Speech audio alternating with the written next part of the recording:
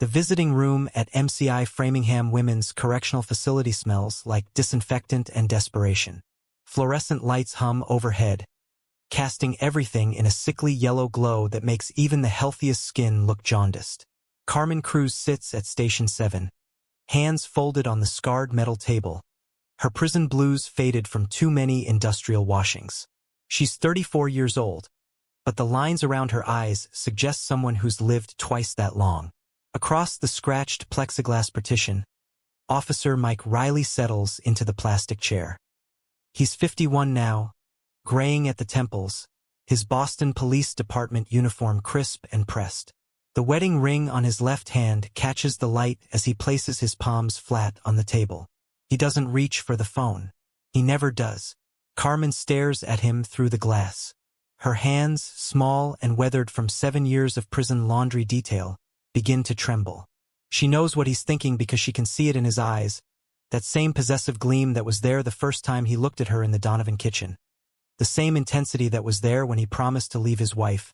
The same darkness that was there in every text message, every surveillance photo, every moment of the obsession that cost Detective Jake Torres his life. Mike's lips move silently. She doesn't need sound to know what he's saying. The same 3 words he's mouthed through this glass partition 23 times over 6 years. I still win. Because she's here exactly where he put her. Serving life for a murder she didn't commit. Convicted on evidence he manufactured with the same methodical precision he once used to close cases. Her DNA on the victim's collar. Her shirt at the crime scene. Her phone sending the fatal text message. All of it real. All of it impossible to explain. All of it Mike. The guard's voice cuts through the silence. 5 minutes, Riley. Mike nods without breaking eye contact. Carmen's breath catches in her throat. She wants to scream, to pound on the glass, to make him confess. But she learned years ago that silence is her only weapon. So she stares back, refusing to look away, refusing to give him the satisfaction of seeing her break. This is how it always ends. Mike watches her like a man admiring a painting he owns, a possession secured behind unbreakable glass. Then he stands, straightens his uniform, and walks away. He'll be back in 3 months. He always comes back. What Carmen doesn't know, what she can't know yet, is that this will be Mike Riley's second-to-last visit. That in 8 months, an FBI forensic audit will unravel the perfect crime he spent 7 years believing was untouchable.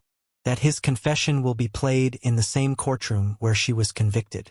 That justice, delayed and agonizing, is finally coming.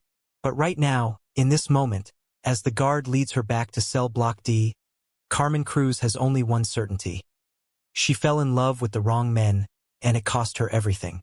Carmen Elena Cruz was born on September 3, 1989, in Quezon City, Philippines, in a concrete house with a corrugated metal roof that sounded like thunder when it rained. The house had 2 rooms, one where her parents slept, another where Carmen and her 3 younger brothers shared sleeping mats on the floor. There was no air conditioning, no hot water, no space that belonged to her alone. But there was love, fierce and protective, the kind that made poverty feel temporary instead of permanent. Her father, Antonio Cruz, drove a jeepney through Manila's chaotic streets 12 hours a day, navigating traffic that operated on instinct rather than rules. He earned about $180 a month, enough to keep the family fed but never enough to get ahead. Her mother, Rosa, worked as a seamstress in their front room, hunched over a second-hand sewing machine that had belonged to her own mother. She took in alterations, made school uniforms, and repaired torn clothing for neighbors who paid in cash or sometimes in rice. Carmen was the eldest child, which in Filipino culture meant she was the second mother before she understood what motherhood meant. At 5 years old, she was changing her baby brother's diapers. At 7, she was cooking rice and dried fish for breakfast, while her mother finished overnight sewing orders. At 9, she was helping her brothers with homework she'd already mastered, patient in ways that would define the rest of her life. She attended Quezon City High School, walking 40 minutes each way because jeepney fare was 7 pesos they couldn't spare. She carried her books in a plastic bag that ripped every few months, forcing her to replace it with another from the market. She had 2 uniforms, One she wore while the other was being washed and air-dried overnight.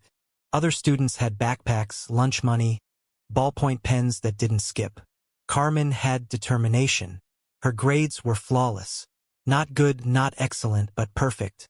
She graduated valedictorian in 2007, standing on a makeshift stage in the school courtyard, delivering a speech about education as the ladder out of poverty. Her parents sat in the front row, Antonio in the only barong he owned, Rosa in a dress she'd sewn herself. They cried because they were proud, and because they knew that ladder would eventually take their daughter far away. By 2009, Carmen was 20 years old and working as a clerk in a small accounting firm in Manila, earning $140 a month. She gave $100 to her parents, kept $40 for herself. She lived at home, slept on the same mat she'd used since childhood, and tried not to think about the fact that this was probably her future. Numbers on a computer screen, a monthly salary that barely covered necessities, dreams deferred indefinitely. Then everything changed in the span of a single week. Antonio's jeepney, the vehicle that fed their family for 18 years, broke down completely. The engine was finished, unrepairable. A replacement would cost $800. The family had $23 in savings. 3 days later, Carmen's youngest brother Miguel, 14 years old, collapsed during basketball practice at school. The diagnosis was acute appendicitis. He needed surgery immediately. The hospital required $1,200 upfront. They had no insurance, no savings, no options. Rosa sat Carmen down at the kitchen table, the same table where they'd eaten thousands of meals, where Carmen had done homework by candlelight, where the family gathered every Sunday after church. Her mother's hands were shaking as she unfolded a newspaper clipping she'd been keeping hidden for weeks. The advertisement was simple. Domestic workers needed in United States. $800 per month. Visa and placement provided through Commonwealth Domestic Services. 2-year contract, renewable. Carmen read it 3 times. $800 a month. More than her entire family earned combined. Enough to fix the jeepney, pay for Miguel's surgery, send her brothers to college, lift them all out of the poverty that had defined their existence. But it meant leaving, not just Quezon City but the Philippines entirely. It meant living in a stranger's house, cleaning their floors, washing their clothes, existing in the margins of someone else's life. Meant being alone in a country where she knew no one, spoke the language imperfectly, had no safety net. Antonio refused to discuss it. He couldn't bear the thought of his daughter sacrificing herself for his failures. But Rosa held Carmen's face in her seamstress hands, calloused from years of needlework, and said what they both knew was true. "You are our hope. Go, work hard. Come back when we are safe." Carmen applied the next day. The agency processed her paperwork with efficiency that felt impersonal. Background check, medical exam, basic English test, domestic skills assessment. She passed everything. Within 6 weeks, she had a work visa and a plane ticket to Boston, Massachusetts, a city she'd only seen in photographs. On January 15, 2010, Carmen Elena Cruz boarded a flight at Ninoy Aquino International Airport. She was 20 years old, carrying a single suitcase containing everything she owned. For changes of clothes, a rosary her grandmother had given her, a photograph of her family, and a copy of the contract that would govern the next 2 years of her life. Her father couldn't watch her walk through security. He stood with his back turned, shoulders shaking. Her mother held her for a long time, whispering prayers in Tagalog, then released her without looking back. Her brothers waved until she disappeared from view. The flight took 23 hours with a layover in Tokyo. Carmen didn't sleep.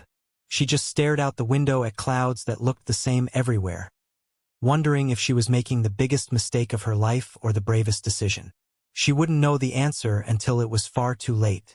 Boston in January was a shock to every sense. Carmen had never seen snow before, never felt cold that made her bones ache, never experienced the particular loneliness of walking through a city where everyone looked different, sounded different, moved with a purpose she didn't understand. The Commonwealth Domestic Services Agency placed her with an elderly couple in Brookline, the Hendersons, in a 3-story Victorian house that was larger than every home on her street in Quezon City combined. She had her own room, small but private, with a real bed, a closet, a window overlooking a garden that would bloom in spring. The Hendersons were kind in the distant way of people who'd employed help their entire lives. They didn't mistreat her, but they didn't see her either. Carmen worked 7 days a week, 6 in the morning until 9 at night. Cooking, cleaning, laundry, grocery shopping, occasional errands. She sent $700 home every month, kept $100 for herself. At night, she'd call her family using international calling cards, 15 minutes that cost $3. Hearing her brother's voices grow deeper, her mother's updates on Miguel's recovery, her father's forced cheerfulness. The Hendersons died within 8 months of each other. First Mr. Henderson from a stroke, then Mrs. Henderson from what the doctor called a broken heart but was actually pneumonia. Their children sold the house, and Carmen was back at the agency, waiting for a new placement. The second family was younger, a couple in Cambridge with twin toddlers. The husband, Marcus, was a software engineer who worked from home. Within 3 weeks, Carmen noticed how he'd appear in whatever room she was cleaning, standing too close, asking personal questions, letting his hand brush against hers when passing items. She reported it to the agency. They moved her immediately, but the damage was done. She'd learned that her vulnerability was something men could sense and exploit. The third placement came in October 2011. The Donovan family in Beacon Hill. Richard Donovan ran a hedge fund from an office downtown, making the kind of money that purchased historic brownstones and summer homes in the Berkshires. His wife Stephanie chaired charity boards and attended gallery openings and drank Sancerre at lunch. They had no children, just a 4-story house on Mount Vernon Street that required constant maintenance. Carmen's room was in the attic, 9 feet by 11, with a slanted ceiling that made her feel like she was living in a dollhouse. She shared a bathroom with the weekly housekeeper, a Polish woman named Anya who spoke little English and kept to herself. The room had a twin bed, a small dresser, one window that looked out at brick walls and fire escapes. Her salary was $850 a month, slightly above what the Hendersons had paid, but still below market rate. The visa sponsorship gave the Donovans leverage, and they used it. Carmen worked 6 days a week, Thursdays off from noon to 5, alternating Sundays free. She cleaned 6 bedrooms despite only 2 being used, for bathrooms that sparkled but rarely saw guests, a kitchen where she prepared meals she wasn't invited to eat. Stephanie treated her with polite indifference, the way someone might acknowledge useful furniture. Richard barely spoke to her beyond instructions delivered through his wife.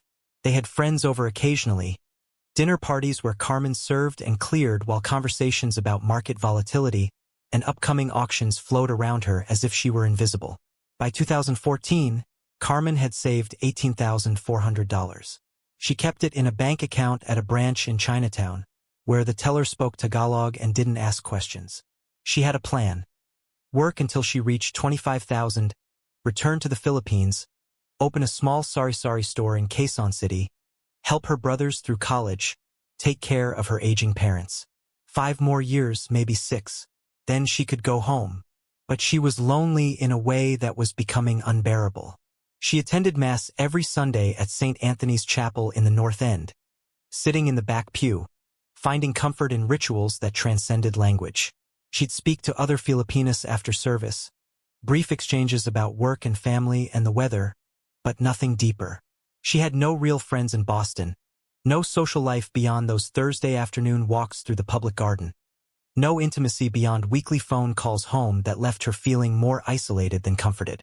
She was 25 years old, living in an attic, cleaning other people's homes, sending money to a family she saw only in photographs. She was doing exactly what she'd promised to do, but some nights she'd lie in her narrow bed and wonder if survival was the same thing as living. Then, on March 18, 2015, Carmen came home from grocery shopping to find the Donovans' front door slightly ajar. The lock scratched, and everything changed. Carmen stood on the sidewalk outside the brownstone, grocery bags cutting into her palms, staring at the door that shouldn't be open. It was 2:30 in the afternoon, Thursday, her half-day off. The Donovans were in the Berkshires for the week. The house should be empty, locked, undisturbed. Her first instinct was to push the door open, call out, check if something was wrong. Her second instinct, the one that came from growing up in a place where you learn to recognize danger, told her to stay outside and call for help. She set the groceries down carefully, pulled out her basic cell phone, and dialed 911 with shaking fingers. The operator's voice was calm, professional. "What's your emergency?" "I think someone broke into the house. The door is open." "I did not open it." "What's your location?" Carmen gave the Mount Vernon Street address, spelling it twice because her accent made the operator ask for clarification. The woman told her to stay outside, stay on the line. Officers were being dispatched. Carmen stood on the brick sidewalk, watching the door move slightly in the March wind, wondering if someone was still inside. 7 minutes later, a Boston police cruiser pulled up, lights flashing but no siren. 2 officers emerged. The first was young, maybe late 20s, Asian American, with an eager expression that suggested he was still new enough to find patrol work exciting. His nameplate read Chin. The second officer was older, probably early 40s, with the build of someone who'd once been athletic but was settling into middle age. He moved with the economy of someone who'd done this 10,000 times. His nameplate read Riley. Officer Mike Riley approached Carmen first. He was tall, maybe 6'1", with dark hair graying at the temples, blue eyes that took in everything about her in a single sweep. His face was weathered in the way of men who worked outdoors or dealt with stress, lines around the eyes and mouth that could indicate either humor or hardship. "You called this in?" His voice was steady, authoritative but not unkind. Carmen nodded. "Yes, sir. I am the housekeeper. I live here. The family is away. The door was open when I returned from shopping." "Your name?" "Carmen Cruz." He wrote it down in a small notepad. "You live here? In the house?" "Yes, sir. I work for the Donovan family. I have a room in the attic." Officer Chun was already approaching the door, hand on his weapon. Riley held up a hand. "Hold on, Tom. Let's get the details first." He turned back to Carmen. "When did you leave?" 12 o'clock. I go grocery shopping, walk in the park. I come back now, 2:30. Anyone else have keys to the house? The Donovans. The housekeeper who comes on Tuesdays. The landscaper, but he has key only for garden gate. Riley nodded, still writing. "Okay, stay here. We're going to check the house. If someone's still inside, I don't want you near the door." Carmen pressed herself against the wrought iron fence of the neighboring brownstone, grocery bags forgotten on the sidewalk. She watched as both officers drew their weapons and entered through the damaged door, announcing their presence loudly. "Boston Police. If anyone's in the house, make yourself known." Silence. Then footsteps moving through the first floor, up the stairs, more announcements. Carmen's heart was pounding. She thought about her passport in her attic room, her bank book, the rosary her grandmother had given her. Everything she owned was in that house. 15 minutes later, the officers emerged. Riley holstered his weapon and approached her. His expression had softened slightly. Someone forced the front door. Amateur job, crowbar, maybe a screwdriver. They hit the master bedroom pretty hard. Jewelry box is empty. Looks like they took a laptop from the office. Rest of the house is mostly undisturbed. He paused. "Including your room upstairs. Nothing touched up there." Carmen felt a wave of relief so intense it made her dizzy. "Thank God.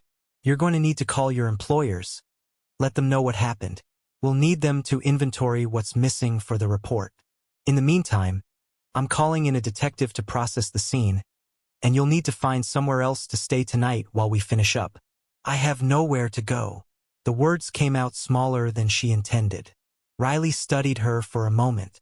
Something shifted in his expression, a gentleness that hadn't been there before. "You have friends in the area? Family?"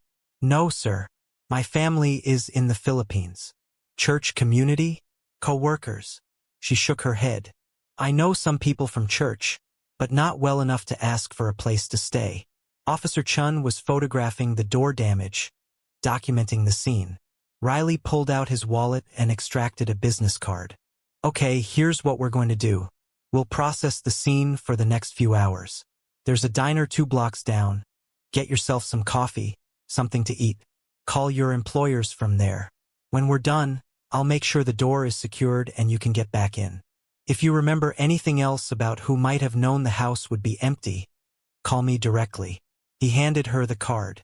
My cell number's on the back. Carmen took the card with both hands, a gesture of respect that was automatic. Thank you, Officer Riley. Mike. He smiled and it reached his eyes. Everyone calls me Mike. As Carmen walked toward the diner, grocery bags retrieved and feeling heavy in her arms, she didn't know that Mike Riley watched her until she turned the corner. Didn't know that he noticed how small she looked carrying those bags. How alone she seemed. How her accent made her sound vulnerable in a way that triggered something protective in him. Didn't know that he went back into the Donovan house and made sure to personally check her attic room again, ensuring nothing had been disturbed, touching nothing but looking at everything.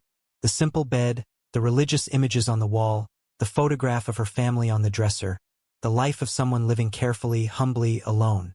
By the time Carmen returned 3 hours later, the police had finished processing the scene. The door had a temporary reinforcement, and Mike Riley was waiting on the steps. He stood when he saw her approaching. All set. The detective took prints, but honestly, whoever did this was probably wearing gloves. They got what they wanted and got out. We've had a series of these in the neighborhood, professionals watching for empty houses. Did you reach the Donovans? Yes. Mrs. Donovan was very upset. They will come back tomorrow. Good. They'll need to file a detailed list of what was taken for insurance purposes.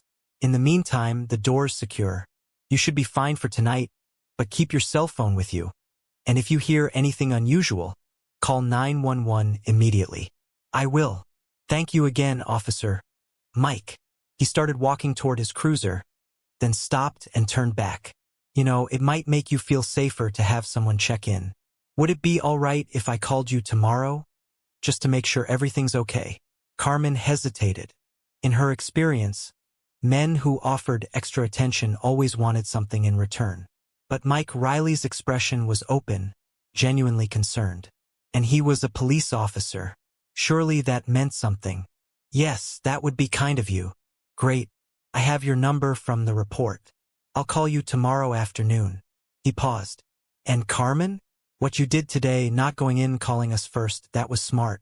A lot of people would have walked right into a bad situation. You did exactly the right thing. It was such a small compliment, but it landed in a place that hadn't been acknowledged in years. Carmen smiled for the first time that day. Mike Riley drove away in the cruiser, and Carmen went inside the violated house, climbed the stairs to her attic room, and locked the door behind her. She sat on her bed and looked at the business card in her hand. Officer Michael T. Riley, Boston Police Department, District A1. Cell phone number written on the back in neat handwriting. She told herself he was just being nice, doing his job the way police officers were supposed to protect and serve. She told herself this was nothing, that he'd probably forget to call, that men like him didn't actually notice women like her. But that night, for the first time in the 4 years she'd lived in Boston, Carmen fell asleep feeling like someone in this enormous, cold city actually saw her. She had no way of knowing that being seen by Mike Riley would become the most dangerous thing that ever happened to her. Mike Riley called the next day at exactly 2 p.m., just as Carmen was finishing the laundry. The Donovans had returned that morning, furious and anxious, conducting a room-by-room inventory of their losses. Stephanie's jewelry box had contained pieces worth approximately $12,000. A diamond tennis bracelet, pearl earrings, a vintage Cartier watch. Richard's laptop held unencrypted files related to hedge fund investments that concerned him more than the hardware itself. They'd spent the morning on the phone with their insurance company and their security consultant, discussing alarm system upgrades that should have been installed years ago. Carmen was in the basement laundry room, folding Richard's dress shirts with the precision she'd learned from her mother, when her cell phone rang. Unknown number. She almost didn't answer. Hello, Carmen? This is Mike Riley. From yesterday. Just wanted to check in. Make sure you're doing all right. His voice was warm, casual. like they were friends catching up rather than a police officer following up on a break-in. Carmen felt something flutter in her chest, a sensation she hadn't experienced in so long she almost didn't recognize it. Yes, I am fine. Thank you. The Donovans came home this morning. They are very upset, but everyone is safe. Good. That's good. Listen, I wanted to let you know, we recovered some items from a pawn shop in Dorchester. There's a chance they're from your house. Would you be able to come down to the station to take a look? Maybe Tuesday afternoon if you're free. Tuesday was her day off. Yes, I can come. What time? How about 3 o'clock? I'll meet you in the lobby, walk you through the process. It won't take long. Carmen agreed and wrote down the address of District A1 station in her careful handwriting. After they hung up, she stood in the basement holding a half-folded shirt, wondering why her hands were trembling. It was just a police follow-up. Nothing more. But when Tuesday came, Carmen found herself taking extra care with her appearance. She wore her best jeans, a modest blue blouse her mother had sent for Christmas, small gold earrings. She told herself it was out of respect for the police station, for the formality of the situation. The truth, which she wasn't ready to acknowledge, was that she wanted Mike Riley to see her as more than a victim, more than a housekeeper, more than someone who needed protection. The District A1 station was an unremarkable brick building in the North End, institutional and weathered. Carmen arrived 10 minutes early and waited in the lobby, sitting on an uncomfortable plastic chair, watching officers come and go. At exactly 3 o'clock, Mike emerged from a doorway. He was in uniform, the navy blue making him look official and imposing, but his face lit up when he saw her. Carmen, right on time. Come on back. He led her through a maze of hallways to the evidence room, making small talk about the weather, about whether she'd had any trouble finding the station. His partner, Officer Chun, was there too, cataloging items behind a wire cage. Mike showed her 2 pieces of jewelry on a metal tray, a pearl necklace and a gold bracelet. Ring any bells? Carmen examined them carefully. The bracelet had a distinctive clasp she recognized from polishing it countless times. Yes, this bracelet is Mrs. Donovan's. I am certain. The necklace, I am not sure. She has many pearls. Mike nodded, making notes. That's helpful. We'll need her to come in and formally identify them, but this gives us a head start. The guy who pawned them is already in custody for another job. We're building the case. Thank you for calling me, for recovering these things. Just doing my job. He paused, studying her. You walked here. Yes, I like to walk. Boston is beautiful in spring. It's a long walk back to Beacon Hill. Let me give you a ride. I'm off shift in 20 minutes. Carmen hesitated. Something in her gut whispered that accepting rides from men, even police officers, was how boundaries got crossed. But it was a long walk, and her feet hurt from the cheap shoes she could afford, and Mike Riley's smile was so genuinely kind that her defenses weakened. If it is not too much trouble.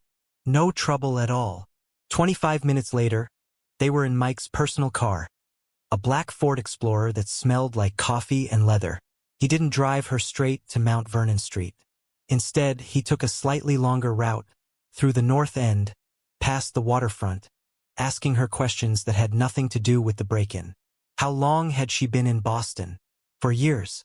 Did she miss the Philippines? Every single day. What did she do on her days off? Walk, read, go to church. Did she have friends here? Not really.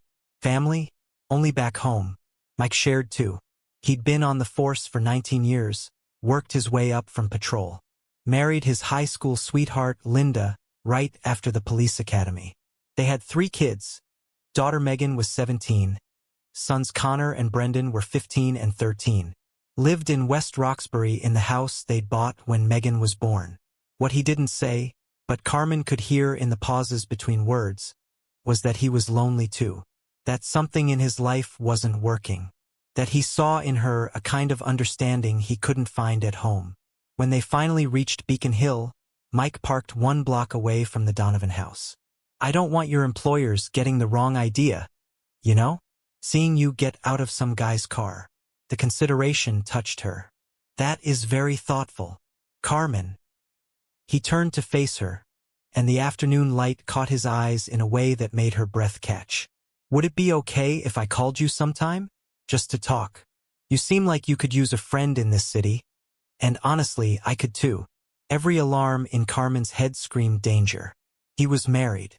He was a police officer. He was 20 years older than her. He represented everything she should avoid. But the loneliness that had been building for 4 years, the desperate hunger for someone to actually see her, to value her thoughts, to make her feel like a person instead of furniture, it overrode every rational objection. "Yes, you can call me." His smile was genuine, relieved. "Great, I'll do that." Carmen got out of the car and walked the remaining block to the brownstone, feeling Mike's eyes on her until she turned the corner.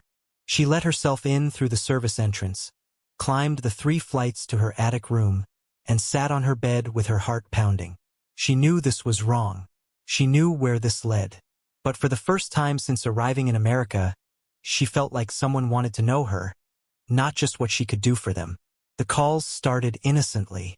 Mike would text first, asking if it was a good time to talk, respectful of her schedule. They'd speak for 20 minutes, sometimes an hour, about nothing and everything. He told her about difficult calls he'd responded to, the bureaucracy of the police department, his frustration with how the city was changing. She told him about her brother's progress in school, her mother's health concerns, her father's pride in the money she sent home. After 2 weeks of phone calls, Mike suggested meeting for coffee. Just as friends, he insisted.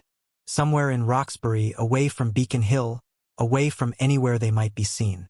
Carmen agreed, telling herself this was still innocent, still just friendship. The coffee shop was small, tired, frequented by people who had nowhere else to be. They sat in a corner booth, and Mike was different outside his uniform. Jeans, a Red Sox hoodie, baseball cap pulled low. He looked younger, more vulnerable. "I don't do this," he said after they'd ordered. "I don't meet women for coffee. I'm not that kind of guy." "Then why are you here?" He took a long time answering. "Because talking to you is the only time I feel like myself anymore." Does that make sense? It made perfect sense. Carmen felt exactly the same way. Over the next month, April bleeding into May of 2015, they fell into a pattern. Thursday afternoons, when Carmen had time off, they'd meet at that coffee shop, or take walks along Castle Island, or drive to places where no one knew them. They talked about dreams and disappointments, about the gap between who they thought they'd become and who they actually were. Mike told her about his marriage, how he and Linda had been happy once, back when they were young and everything felt possible. How 3 kids and a mortgage and 19 years of shift work had eroded them into strangers who shared a house but not a life. How they hadn't been intimate in over 2 years. How every conversation was about bills or the kids' schedules. How he'd become invisible in his own home. "I'm not trying to justify this," he said one afternoon as they sat in his car overlooking the harbor.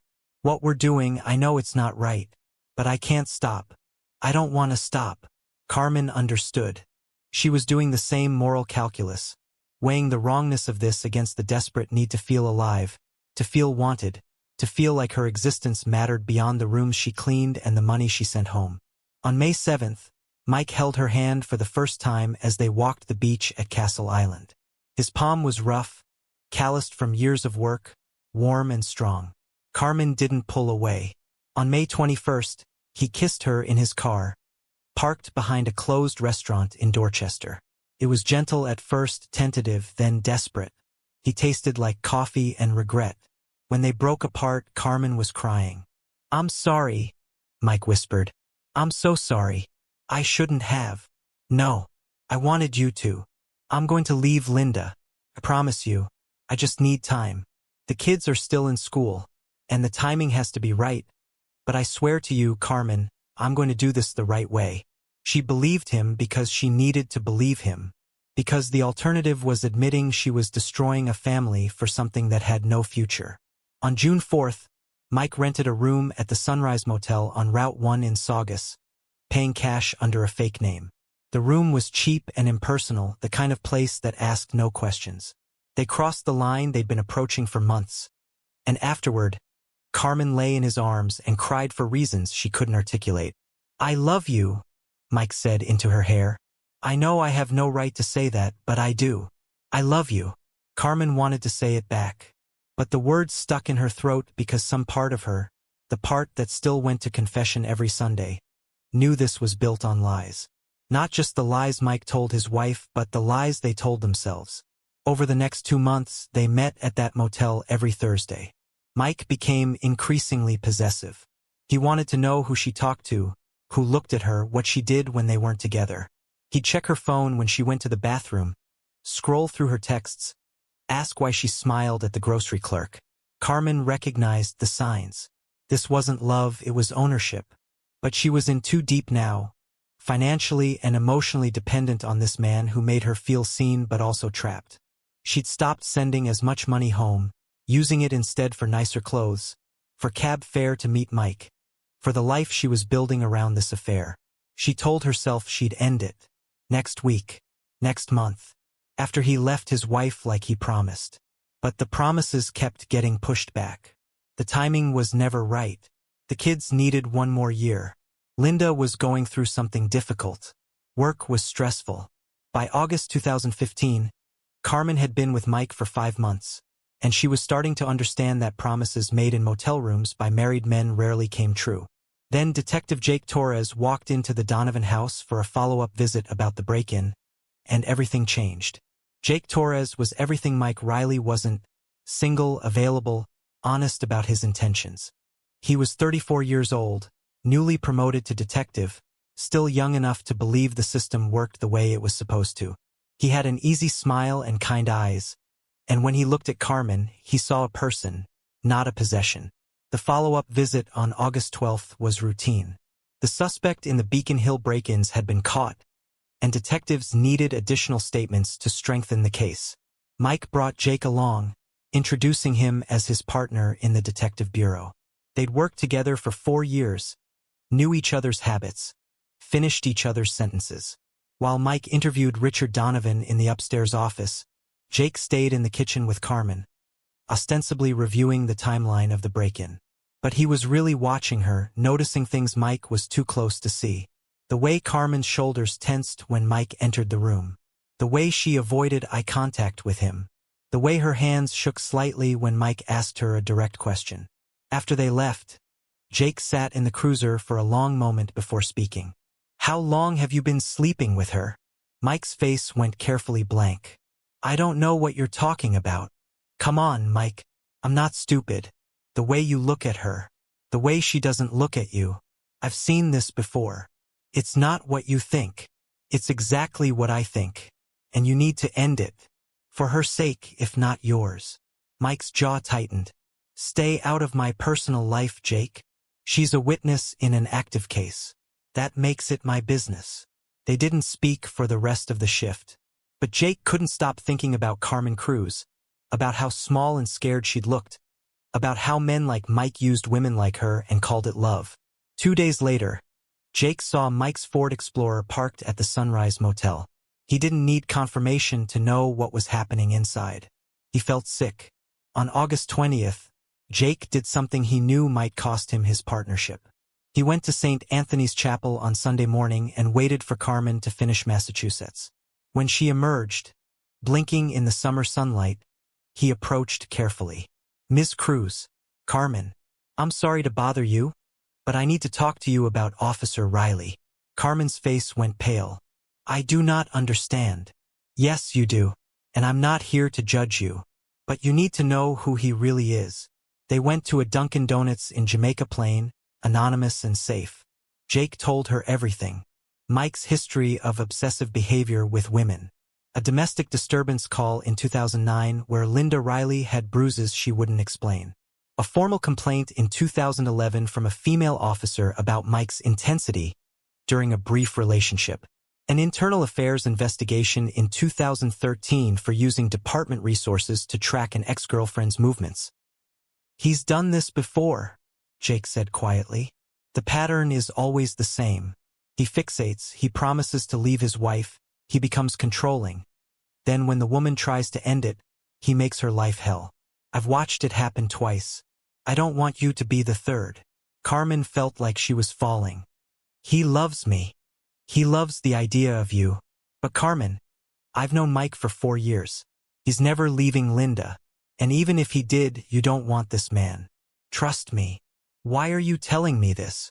Jake met her eyes. Because you deserve better. Because I see what he's doing to you, and it's not right. Because someone needs to tell you the truth. Carmen thanked him and left, her mind reeling. That night, she told herself Jake was wrong, jealous, interfering. But the seeds of doubt had been planted. She started noticing things she'd ignored before. How Mike never answered his phone when she called unexpectedly. How he'd never introduced her to anyone he knew. How the promises about leaving Linda were always 6 months away. Over the next month, Carmen and Jake ran into each other occasionally. At the police station when she stopped by to sign paperwork, at a coffee shop near the Donovan house, once at the public garden. The encounters felt less accidental each time. Jake was kind without wanting anything, attentive without being possessive, honest in a way that felt revolutionary. On September 3rd, Carmen's 26th birthday, Mike forgot completely. He texted her about meeting at the motel at their usual time, no mention of the date, no acknowledgement that she'd existed for a quarter century. Carmen stared at the message and felt something inside her finally break. She didn't respond. Mike called 14 times that evening. She turned off her phone. The next day, he showed up at the Donovan house in uniform, claiming to be doing a routine neighborhood patrol. He cornered Carmen in the kitchen while the Donovans were out, and for the first time, she saw the darkness behind his eyes. "Why didn't you answer me?" His hand gripped her arm, tight enough to leave marks. "You forgot my birthday. I've been busy. Work is complicated right now. But that doesn't give you the right to ignore me."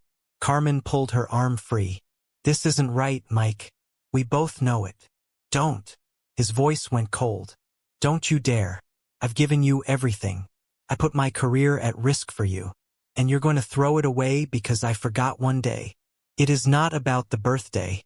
It is about you never planning to leave your wife. It is about me being your secret instead of your priority." Mike's face went hard. "You knew what this was from the beginning. Don't pretend you didn't." After he left, Carmen sat on the kitchen floor and cried for an hour. Then she pulled out her phone and sent a text to Jake Torres. "Can we talk?" They met that evening at Boston Common. Carmen told him everything. How the affair had started, Mike's promises, his possessiveness, how scared she was to end it. Jake listened without judgment. "I'll help you," he said simply. "You need to end it cleanly. I'll be there when you tell him, so he can't intimidate you." "Why are you helping me?" Jake was quiet for a moment. "Honestly, because I can't stop thinking about you. Because you deserve someone who treats you right. Because I think we could be something real if you'd give me a chance." Carmen stared at him. "You barely know me. I know enough. I know you're brave and kind and far from home. I know you've been treated like you're disposable, and you're not. I know I want to take you to dinner at a real restaurant and introduce you to my family and build something that isn't based on lies." Over the next 2 weeks, Carmen and Jake fell into something that felt different from anything she'd experienced with Mike. They took walks along the Charles River. They had coffee at cafes in Somerville and Cambridge. They talked about their families, their dreams, their fears. Jake told her about growing up between cultures, feeling Puerto Rican at home and Irish at school, never quite belonging anywhere. Carmen understood that feeling intimately. On September 20th, Carmen met Mike at a coffee shop in Roslindale with Jake present. Mike's face when he saw them together was something Carmen would never forget. Shock, rage, betrayal, all flickering across his features before settling into cold fury. "What is this? I am ending things, Mike. We both know this has to stop." "Because of him?" Mike stared at Jake. "You think you're the hero here? Swooping in to save her from me?" Jake kept his voice level. "I think Carmen deserves better than lies. That's all." Mike leaned across the table, his voice dropping to a whisper. "You're making the biggest mistake of your life. Both of you." He left without another word, but the threat hung in the air like smoke. Over the next 3 months, Carmen and Jake built something real. He introduced her to his mother, Maria, who welcomed Carmen like a daughter. They went to museums and movies and restaurants in the North End. Jake talked openly about the future, helping her go to school, meeting her family in the Philippines, building a life together. On Christmas Eve, December 24, 2015, Jake proposed at Boston Harbor. The ring was simple but beautiful, and Carmen said yes through happy tears. They planned a small wedding for June 2016. What they didn't know was that Mike Riley had been watching them the entire time. Using GPS trackers, department databases, patrol routes that coincidentally passed Jake's apartment. He documented everything with the methodical precision of someone building a case. On the night Jake proposed, Mike sat in his car across the harbor with a telephoto lens, photographing the moment. That night, he drank an entire bottle of whiskey and punched a hole in his garage wall. Linda asked what was wrong. He said it was work stress. But it wasn't stress. It was rage calcifying into something far more dangerous. Mike had lost Carmen to his partner, the man he worked beside every day. And Mike Riley didn't lose. He'd spent 19 years learning how to manipulate evidence, how to build cases, how to make things look exactly the way he wanted them to look. If he couldn't have Carmen, he'd make sure Jake Torres couldn't either. And he'd make absolutely certain Carmen spent the rest of her life knowing exactly who put her in a cage. The planning began in January 2016.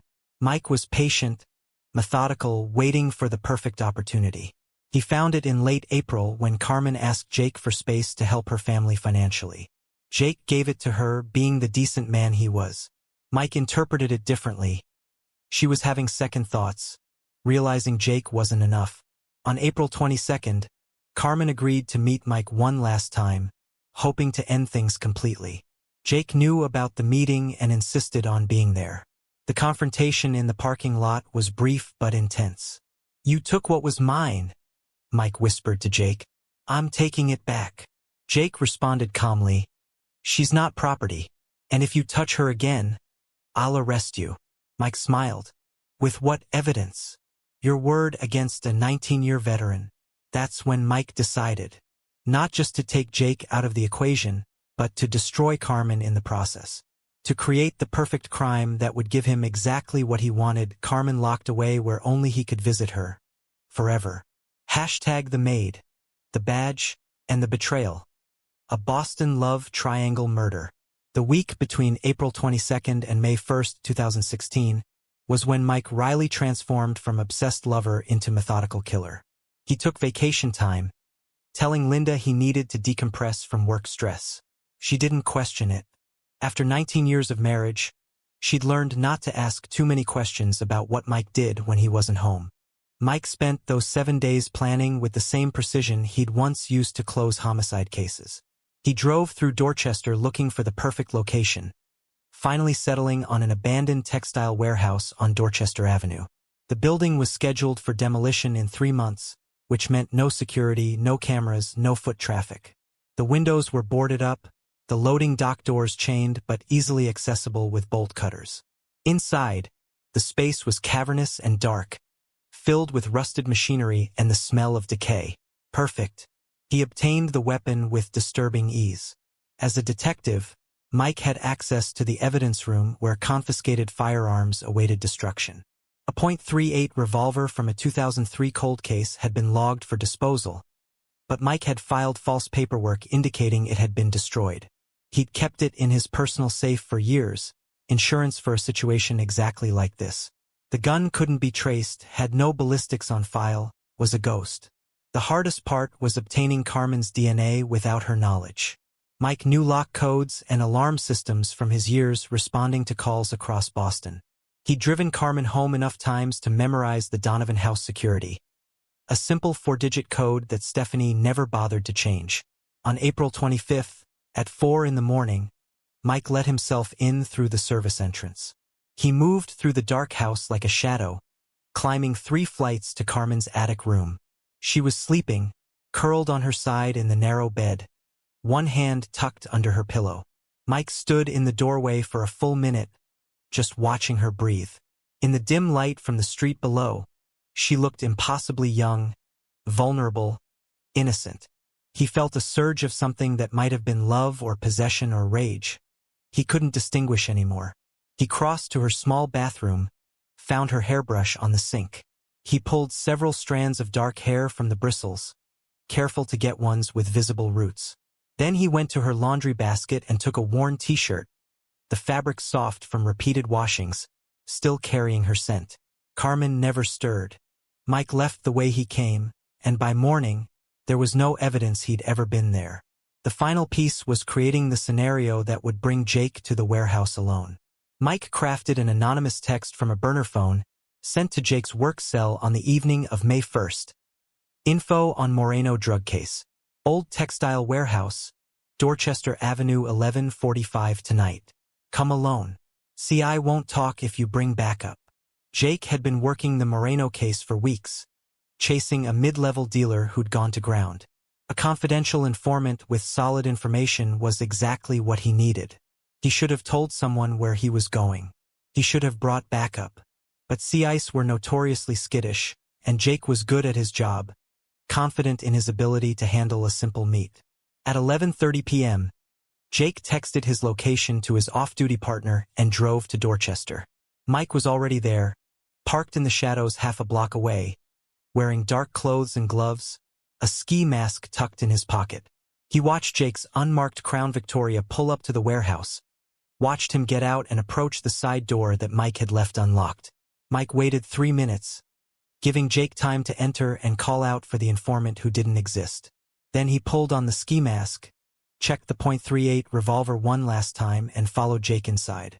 The warehouse interior was vast and dark, broken only by streetlight filtering through cracks in the boarded windows. Jake stood in the center of the space, his service weapon still holstered, calling out, "Boston PD, you said you had information on Moreno?" Mike stepped from behind a concrete pillar. "Not exactly." Jake spun, hand moving toward his weapon, then froze. Even with the mask, he recognized the build, the stance, the voice. "Mike, you should have stayed away from her." Mike's voice was calm, almost conversational. Jake's hands came up slowly, palms out.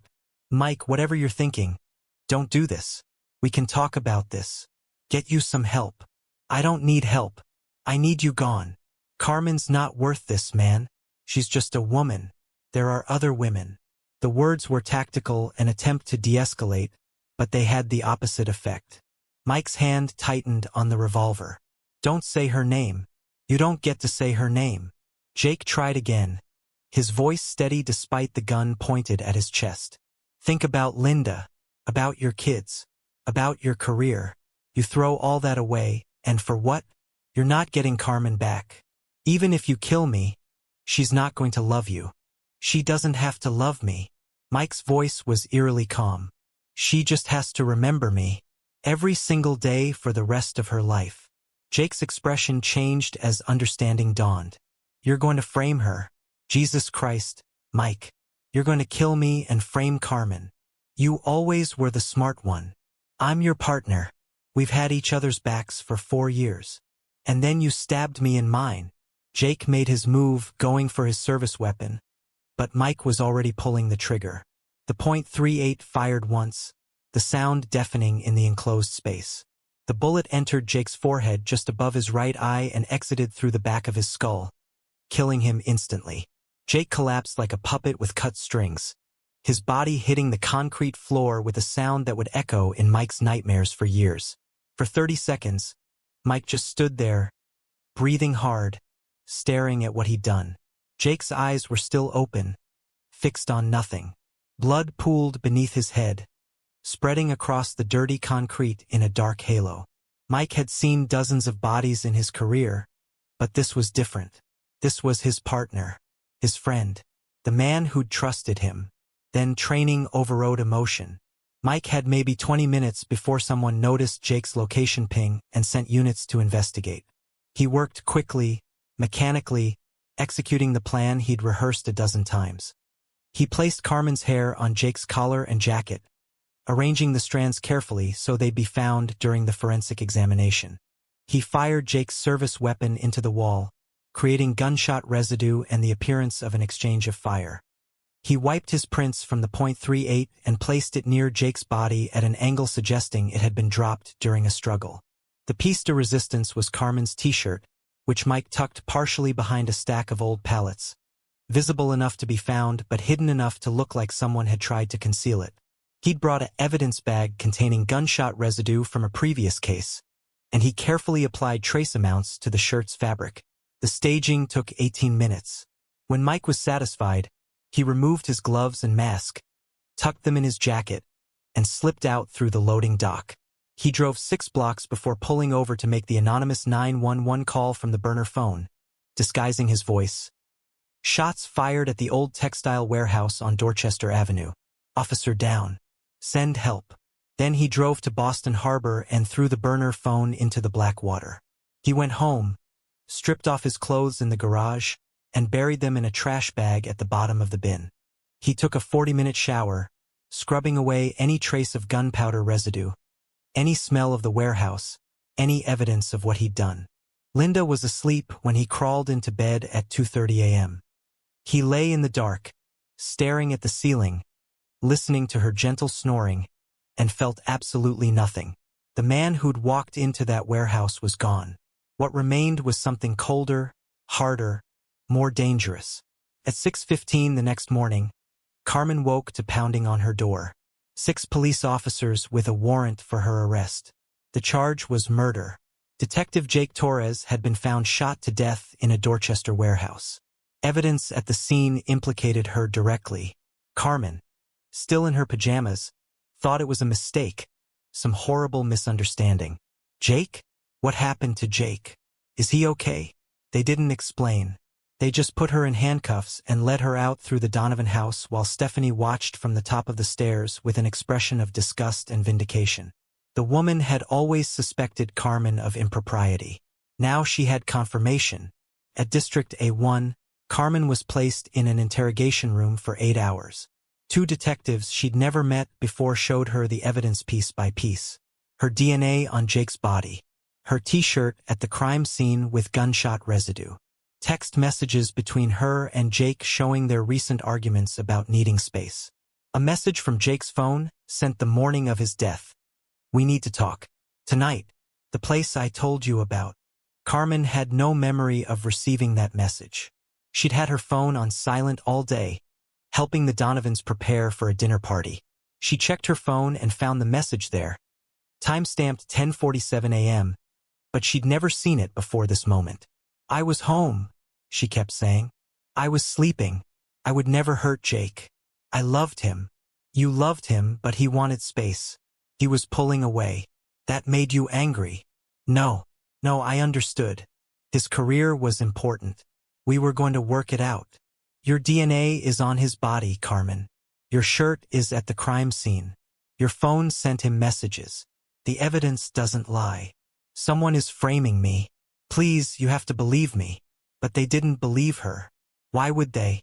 She was a foreign national with no alibi, whose DNA was all over a crime scene, whose motive was clear. She'd been in a relationship with the victim. He'd asked for distance. She'd lured him to a warehouse and shot him. It was textbook. Mike Riley appeared at the station that afternoon, playing the grieving partner perfectly. His eyes were red-rimmed, though not from crying, from lack of sleep and the bourbon he'd drunk at dawn. He gave his statement to the lead detective, mentioning that Jake had been having woman troubles with his girlfriend, that there'd been tension between them recently. Did Jake mention the girlfriend's name? The detective asked. Carmen Cruz. She's a housekeeper, Filipina. Jake met her on a call. I tried to warn him about getting involved, but Mike's voice broke convincingly. He didn't listen. The evidence mounted quickly. Forensics confirmed Carmen's DNA on the victim. Ballistics showed Jake had been shot with his own service weapon, suggesting a struggle. The text message from Jake's phone created a timeline that placed Carmen at the scene. She had motive, means, and opportunity. Carmen's public defender, Margaret Walsh, was a tired woman in her late 30s with a caseload of over 100 cases. She met Carmen for 45 minutes total before the trial, reviewed the evidence, and delivered the hard truth. This is bad, Carmen. The DNA, the texts, the physical evidence, it's overwhelming. The DA is offering second-degree murder, 20 years, eligible for parole in 12. I strongly advise you to take it. I did not do this. I am innocent. Margaret sighed. I believe you believe that, but belief doesn't win cases. Evidence does. And the evidence against you is ironclad. Someone planted it. Officer Mike Riley, he was obsessed with me. He threatened Jake. He did this. Margaret made a note. Mike Riley has been a decorated officer for 19 years. Excellent record, family man, respected by his peers.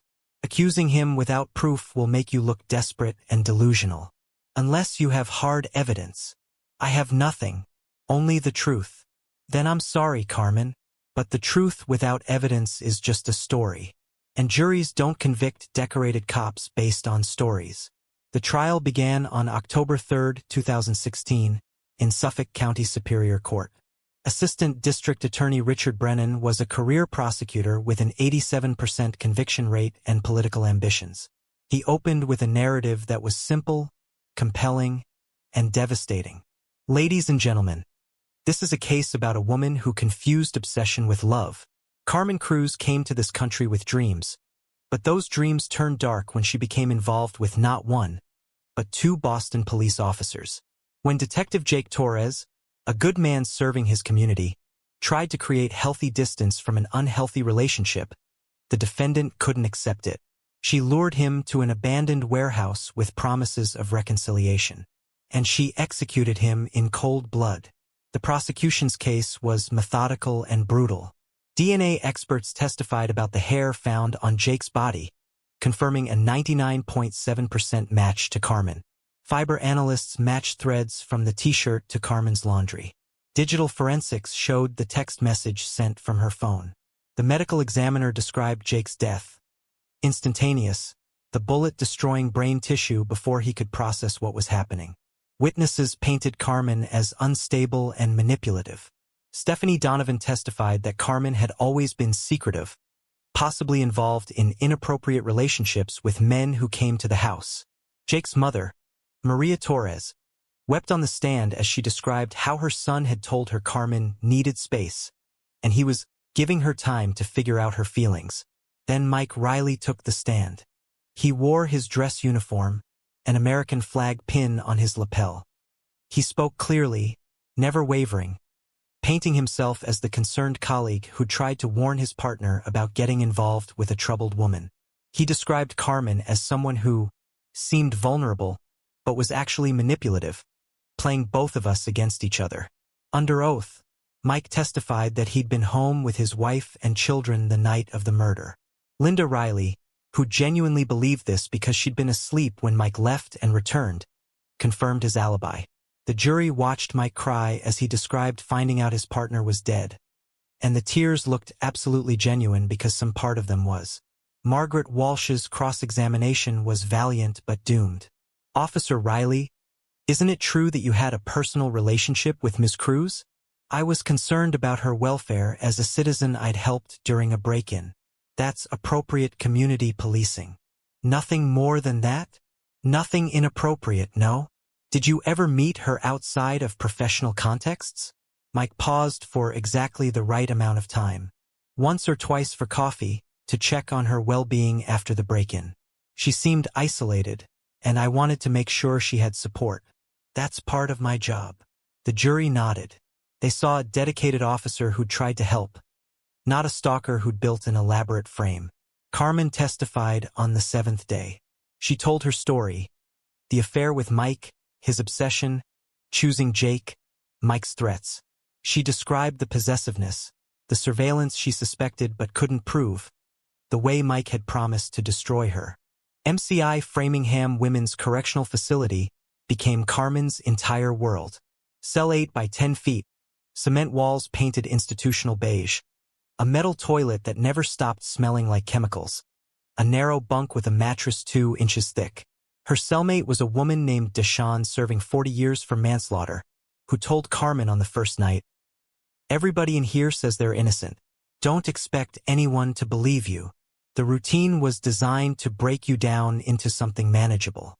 Wake at 6 a.m. to buzzing alarms and shouted commands. Breakfast in a cafeteria that smelled like disinfectant and despair.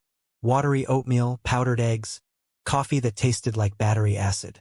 Work detail from 8 to 3 o'clock, and Carmen was assigned to the industrial laundry. 8 hours standing at massive machines that made her clothes smell permanently of bleach and other people's sweat. 1 hour of yard time if weather permitted, where women walked in circles or stood in groups defined by race and gang affiliation. Carmen belonged to neither, so she walked alone, rosary beads hidden in her palm, praying in Tagalog for deliverance that never came. Dinner at 5 p.m., the same rotation of meals. Mystery meat, instant potatoes, canned vegetables that had lost their color and will to live. Lights out at 9 p.m. Lying in the dark listening to women cry or scream or maintain the silence that was its own kind of madness. Carmen wrote letters every week. To her parents, carefully avoiding details of prison life, focusing instead on questions about her brother's schooling, her mother's health, her father's jeepney. To her lawyer, filing appeals that went nowhere because there was no new evidence, no legal error in the trial, nothing but her insistence on innocence that every prisoner claimed. To the Innocence Project, which reviewed her case and declined to take it, the evidence was too strong, the alternative theory too weak. She attended Mass every Sunday in the prison chapel, a converted storage room with a donated altar, and a priest who came from outside and looked at the women with a mixture of pity and fear. Carmen prayed for forgiveness for sins she hadn't committed, for strength to survive each day, for the truth to emerge before she died in this place. Her parents visited once in 2019, after saving for 3 years to afford the flights. Antonio had aged dramatically, his hair completely white, his hands shaking with what might have been Parkinson's or just the accumulated weight of grief. Rosa had survived breast cancer, but the treatment had left her frail, hollow-eyed, carrying the guilt that somehow her daughter's sacrifice to save the family had led to this. They sat across from Carmen in the visiting room, separated by plexiglass and phones that made their voices sound tinny and distant. They cried. Carmen cried. They told her to stay strong, that God had a plan, that justice would come. But none of them believed it anymore. This was her life now, this cage, this punishment for love. What made it unbearable were Mike's visits. The first one came in January 2017, 3 months into her sentence. Carmen refused to see him, told the guard to send him away. He came back in April. She refused again. In August, her lawyer advised her differently. Maybe he feels guilty. Maybe seeing the reality of what he's done will make him confess. You should talk to him. Record it if you can. But there was no recording allowed in the visiting room, and when Carmen finally agreed to see Mike in October 2017, she understood immediately that he would never confess.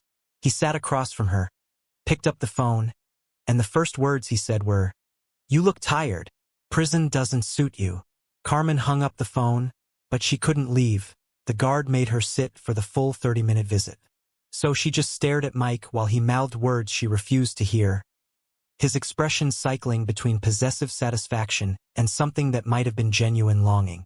He came back every 3 or 4 months. Never spoke because Carmen never picked up the phone.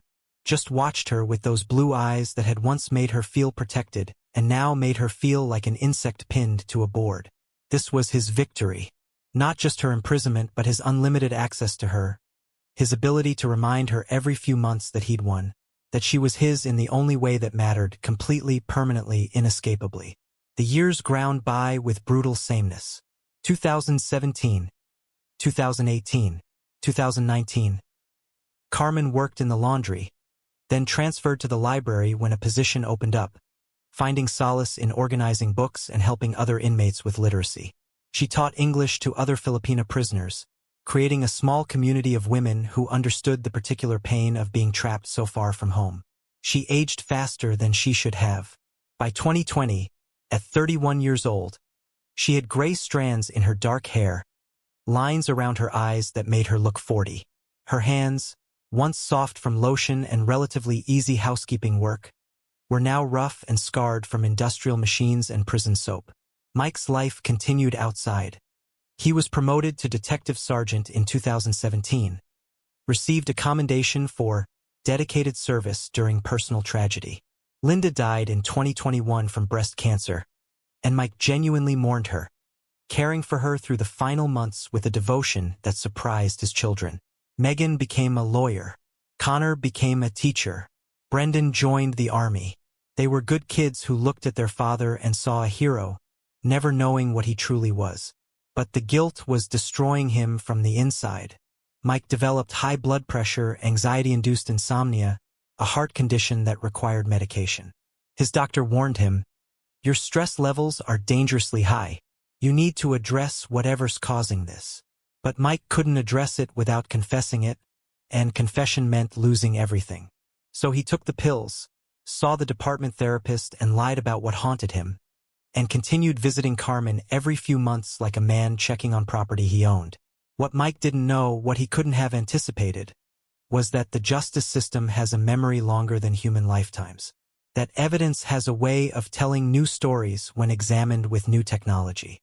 That corruption in one area often indicates corruption in others. In March 2023, the Boston Police Department became the subject of a major federal investigation unrelated to Jake Torres' murder. A narcotics detective had been caught planting evidence in drug cases, and the FBI launched a comprehensive audit of the evidence room going back 20 years. They wanted to know if this was an isolated incident or a systemic problem. FBI agent Sarah Chun was assigned to the forensic audit. She was 34 years old, meticulous, the kind of investigator who found patterns others missed. She reviewed evidence logs, destruction certificates, chain of custody documents, looking for discrepancies. On April 18, 2023, she found one. A .38 revolver from a 2003 cold case had been logged as destroyed in 2008. But the destruction certificate had an irregular signature, not quite matching the evidence room supervisor's typical handwriting. Cross-referencing the date and time, Agent Chen found that Detective Mike Riley had signed off on the destruction, which was unusual. Detectives didn't typically handle evidence room logistics. She pulled up Riley's access logs for the evidence room between 2000 and 2016. Multiple items logged as destroyed on dates when Riley signed off, but no witnesses present for the destruction as required by protocol. Either Mike was consistently sloppy about procedure, or something else was happening. Agent Chun flagged it for her supervisor, who authorized a deeper investigation. They pulled every case Mike had worked or touched in the past 20 years, looking for patterns. That's when Jake Torres' murder file came up. The case was closed, conviction secured, no red flags. But Agent Chun read through it anyway, and something bothered her. The evidence was almost too perfect. DNA, physical evidence, digital footprint, all pointing definitively to Carmen Cruz. In Chen's experience, crimes of passion were messy. This was surgical. She requested the physical evidence be re-examined using current technology. DNA analysis had advanced significantly since 2016. In May 2023, the enhanced testing came back with new information. The hair found on Jake Torres' collar showed epithelial root cells with damage patterns consistent with forcible removal, pulled from a brush, not naturally shed. The original forensics hadn't caught this detail. Chun pulled traffic camera footage from the night of the murder, something the original investigation had done but not thoroughly. She expanded the search radius and found something. Mike Riley's personal vehicle, the black Ford Explorer, captured on a camera 8 blocks from the warehouse at 11:34 p.m. Mike's statement said he'd been home in West Roxbury all night. His wife had confirmed it, but Linda Riley had been asleep. She'd confirmed Mike was in bed when she went to sleep around 10 p.m., and he was there when she woke around 6 a.m. She had no knowledge of the hours between. Mike had lied. First documented lie. Agent Chun interviewed Officer Tom Chen, no relation, Mike's former patrol partner. She asked about Mike's behavior in April and May of 2016. Tom, now retired and with no loyalty to protect, remembered clearly. Mike took a week's vacation in late April. Said he needed family time, decompress from work stress. But I ran into Linda at the grocery store during that week, and she mentioned Mike was working overtime. So either he lied to me or to her. Chun pulled Linda Riley's personal calendar, preserved after her death by her daughter Megan. The week of April 23rd to 30th, 2016, had no notation of a family vacation. In fact, Linda had written, Mike working doubles all week, barely seeing him. Second lie documented. The FBI brought in a forensic psychologist to review Mike's behavior pattern. 23 visits to Carmen Cruz over 6 years. Never communicating, just observing. The psychologist's assessment was damning. This behavior is consistent with a perpetrator maintaining psychological control over a victim, not a grieving colleague visiting someone who murdered his partner. He's visiting her like someone checking on a possession. On September 15, 2023, FBI agent Chun and Boston PD Internal Affairs confronted Mike Riley in a conference room at District A1. His union lawyer sat beside him. They presented the evidence piece by piece, the traffic camera footage, the evidence room discrepancies, the enhanced DNA analysis, the behavioral pattern. Mike sat silent for 40 minutes, his face unreadable. Then he said four words that changed everything. "I want full immunity." "For what?" Agent Chen asked, though she already knew. "For telling the truth about what happened to Jake Torres." The negotiation took 3 days. Mike's lawyer argued that the evidence was circumstantial, that a conviction wasn't guaranteed, that Mike's cooperation was valuable. The FBI and DA's office weighed their options. The case against Carmen had been airtight. Overturning it based on new evidence would be difficult. Mike's confession would make it simple. On September 19, 2023, Mike Riley signed a plea agreement. No murder charges in exchange for full confession and testimony. He'd plead guilty to evidence tampering, obstruction of justice, and stalking. The sentence would be significant but not life. The confession was recorded in the same interrogation room where Carmen had once proclaimed her innocence. Mike described everything: the obsession with Carmen, the affair, the jealousy when she chose Jake, the methodical planning, the murder itself, the frame. He spoke for 2 hours, his voice flat, emotionless, like he was describing someone else's crimes. "I couldn't let him have her. If I couldn't, no one could. And I needed her to know it was me. I needed her to spend every day knowing I put her there, that I had that power over her. That even if she wouldn't love me, she'd never forget me." The interviewer asked, "Why visit her in prison?" Mike's voice finally showed emotion, something broken and raw. "Because I needed to see her, to know she was still there, that she was still mine in the only way I could have her." On October 3, 2023, exactly 7 years after her conviction, Carmen Cruz was brought to Suffolk County Superior Court for an emergency hearing. She was confused, frightened, wearing her prison blues and chains. She didn't understand what was happening until Judge Catherine Morrison, the same judge who'd sentenced her, played Mike's confession video. Carmen watched in stunned silence as Mike described killing Jake, planting her DNA, manufacturing the evidence. She heard him admit to stealing from her room while she slept, to tracking her movements, to visiting her in prison not from guilt but from ownership. She watched him confess to stealing 7 years of her life. When the video ended, Judge Morrison looked at Carmen with tears in her eyes. "Ms. Cruz, this court vacates your conviction. You are hereby exonerated of all charges.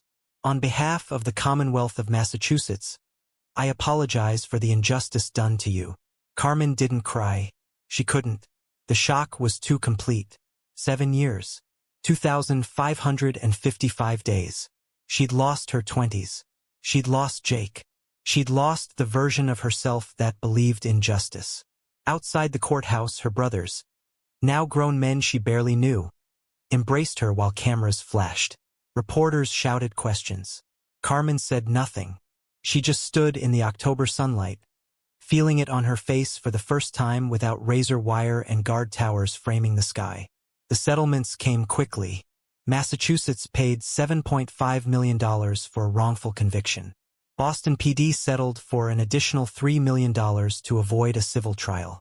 Carmen's lawyers took their percentage, and she was left with $8.2 million. More money than she'd ever imagined having, and it meant nothing. Money couldn't return her 20s. Money couldn't bring back Jake.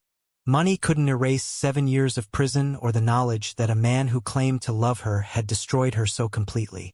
Mike Riley pleaded guilty on October 15, 2023, to second-degree murder, evidence tampering, obstruction of justice, and stalking.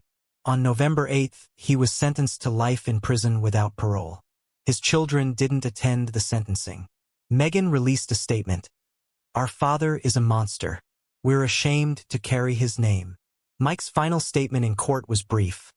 "I destroyed 3 lives because I confused obsession with love. Jake Torres was a better man than I'll ever be. Carmen Cruz deserved the world, and I gave her hell. I accept my punishment. It's less than I deserve."